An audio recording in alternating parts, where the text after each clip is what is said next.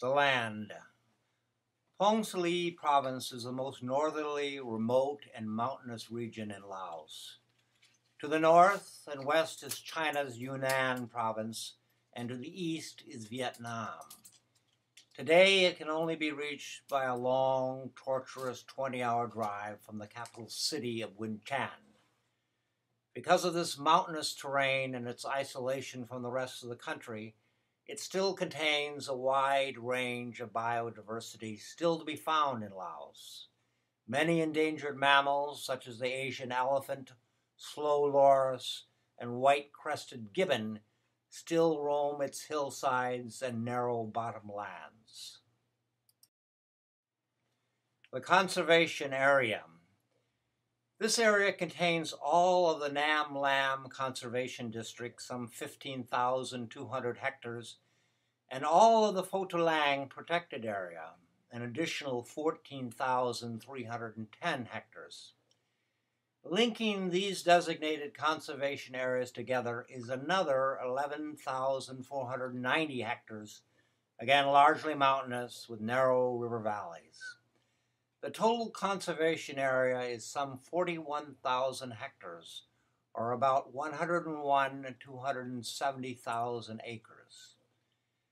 This area, especially the Nam Lam, was heavily studied by the European Union wildlife biologists in 2001 through 2007, and as documented by them, contains many newly discovered butterflies, moths, and increasingly rare mammals.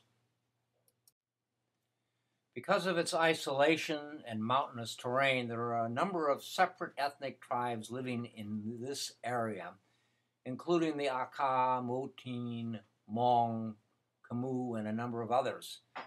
Most of these ethnic tribes practice slash and burn, a very primitive form of shifting cultivation that is still largely used in Phong Sa province. The daily intake of protein is the problem with these villagers. According to a study conducted by the World Conservation Society and financed by USAID in 2010, the daily consumption of protein is low, very, very low. That is a large part of the problem leading to the indiscriminate killing of wildlife. It's simply to get enough protein to eat. That is the problem. Very simple survival. Loss of wildlife is simply caused principally by the need to eat, to survive. What we're attempting to do is to find alternatives to this consumption of protein and the indiscriminate killing of wildlife. What these people need is domestic livestock to raise, to sell, and to eat themselves on a daily basis. The conservation plan. We're trying to do something different here in Laos that has been different from how things have been done in terms of conservation in the country in the past and in a number of other countries. We're trying to manage the land exclusively for conservation purposes and to pay for that. We have obtained from the Lao government the right to exclusively use the 41,000 hectares in the conservation area strictly for conservation purposes alone.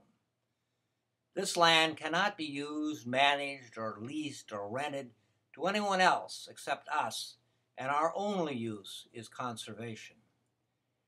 Another distinctive difference between our plan and other conservation efforts in Laos is that the great bulk of the annual payments for the exclusive use of the land will go directly to the local people and provide them with economic alternatives to the indiscriminate hunting of wildlife.